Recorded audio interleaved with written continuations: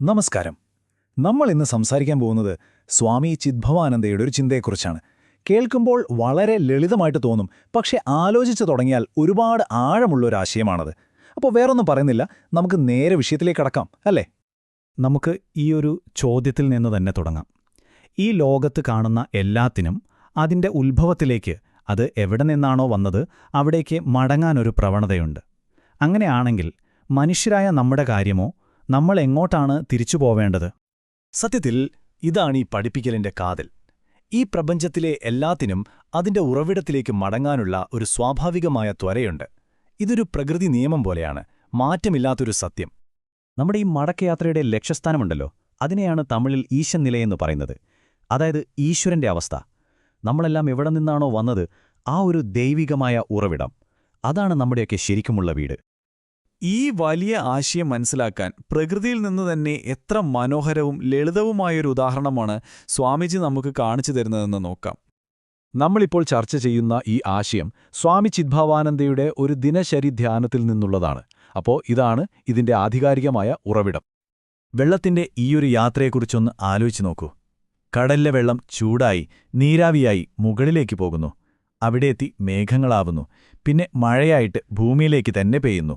എന്നിട്ടോ പുഴകളിലൂടെയൊക്കെ ഒഴുകി ഒടുവിൽ എവിടെയാണ് തിരിച്ചെത്തുന്നത്? തുടങ്ങിയ അതേ സമുദ്രത്തിൽ. അപ്പോൾ ഈ ഉദാഹരണത്തിൽ നിന്ന് നമുക്ക് കിട്ടുന്ന പാഠമെന്താണ്? ഉറവിടത്തിലേക്കുള്ള മടക്കമെന്നത് സ്വാഭാവികവും ഒഴിച്ചുകൂടാൻ പറ്റാത്തതുമായൊരു യാത്രയുടെ പൂർത്തീകരണമാണ്. എല്ലാത്തിനും അതിന്റെ വീട്ടിലേക്ക് മടങ്ങിയെത്തണം. ശരി, ഇനി പ്രകൃതിയിലെ ഈ അടിസ്ഥാന നിയമം എങ്ങനെയാണ് നമ്മളുടെ, അതായത് മനുഷ്യന്റെ ആത്മീയ യാത്രയ്ക്ക് ബാധകമാകുന്നത് നോക്കാം.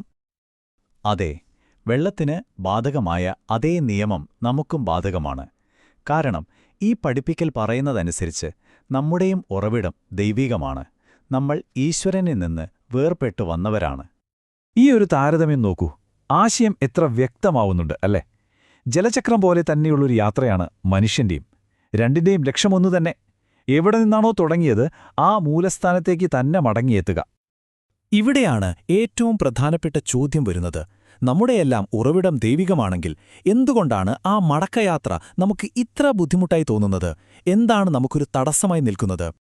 ശരി, ഇനി ആ തടസ്സങ്ങൾ എന്തൊക്കെയാണെന്നും അവയെ എങ്ങനെ മറികടക്കാമെന്നും നമുക്കൊന്ന് നോക്കാം. നമ്മുടെ ഈ മടക്കയാത്രയെ തടസ്സപ്പെടുത്തുന്നത് പുറത്തുള്ള മറ്റൊന്നുമല്ല, അത് നമ്മുടെ ഉള്ളിൽ തന്നെയുണ്ട്. മനോവികാരങ്ങൾ എന്നാണതിനെ പറയുന്നത്. അതായത് നമ്മുടെ ചിന്തകളിലും വികാരങ്ങളിലുമൊക്കെ അടിഞ്ഞുകൂടുന്ന മാലിന്യങ്ങൾ. യഥാർത്ഥത്തിൽ അവയാണ് വഴിമുടക്കി നിൽക്കുന്നത്. ഈ മാനസിക മാലിന്യങ്ങളില് രണ്ടെണ്ണത്തിന് സ്വാമിജി ഒരു പ്രത്യേക ഊന്നൽ തന്നെ നൽകുന്നുണ്ട്. ഒന്ന് ഭയം, അല്ലെങ്കിൽ അച്ചം, പിന്നെ അഹങ്കാരം.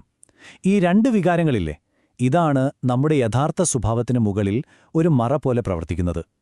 ഉറവിടത്തിൽ നിന്ന് നമ്മെ അകറ്റി നിർത്തുന്നതും ഇതുതന്നെ. അതുകൊണ്ടുതന്നെ നമ്മുടെ യഥാർത്ഥ പോരാട്ടം ഈ തടസ്സങ്ങളും നമ്മുടെ ലക്ഷ്യമായ ആ ഉറവിടവും തമ്മിലാണ്.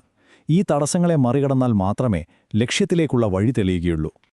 ഈ യാത്രയുടെ രഹസ്യം മുഴുവൻ ഈ ഒരൊറ്റ വരിയിലുണ്ട്. പണ്ടത്തെ തമിഴ് കവയത്രിയായ ഔവയാറിന്റെ കുറളിൽ നിന്നുള്ള ഒരു വരിയാണത്.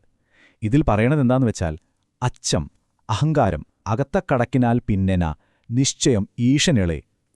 സംഭവം സിമ്പിളാണ്. നമ്മുടെ ഉള്ളിലെ പേടിയും ഞാനെന്ന ഭാവമില്ലേ, ആ അഹങ്കാരവും, ഇത് രണ്ടും ഉള്ളിൽ നിന്ന് മറികടക്കാൻ കഴിഞ്ഞാൽ മാത്രം മതി. പിന്നെ ഉറപ്പാണ്, ആ ഈശനിലെ, ഈശ്വരന്റെ അവസ്ഥ നമ്മൾ തീർച്ചയായും നേടും. അപ്പോൾ നിർണായകമായ കാര്യം ഇതാണ്: നമ്മുടെ ഉള്ളിലെ ഭയത്തെ തിരിച്ചറിഞ്ഞ് അതിജീവിക്കുക, നമ്മുടെ അഹങ്കാരത്തെ മറികടക്കുക. ഇതുതന്നെയാണ് നമ്മുടെ ആത്മീയ ഭവനത്തിലേക്ക്, ആ ഉറവിടത്തിലേക്കുള്ള നേരായ വഴി. അപ്പോൾ ഈ ഒരു ചോദ്യം നിങ്ങൾക്കായി വിട്ടുതന്നുകൊണ്ട് നിർത്തുന്നു. ഒന്ന് ആഴത്തിൽ ചിന്തിച്ചു നോക്കൂ. നിങ്ങളുടെ ആ ഉറവിടത്തിലേക്കുള്ള മടക്കയാത്രയ്ക്ക് തടസ്സമായി നിൽക്കുന്നത് ഏതുതരം ഭയമാണ്, അല്ലെങ്കിൽ ഏതുതരം അഹങ്കാരമാണ്? ഒരുപക്ഷെ ഈ ചോദ്യത്തിനുള്ള ഉത്തരം കണ്ടെത്തുന്നത് സ്വയത്തിലേക്കുള്ള ആ യാത്രയിലെ ആദ്യത്തെ പടിയായിരിക്കാം.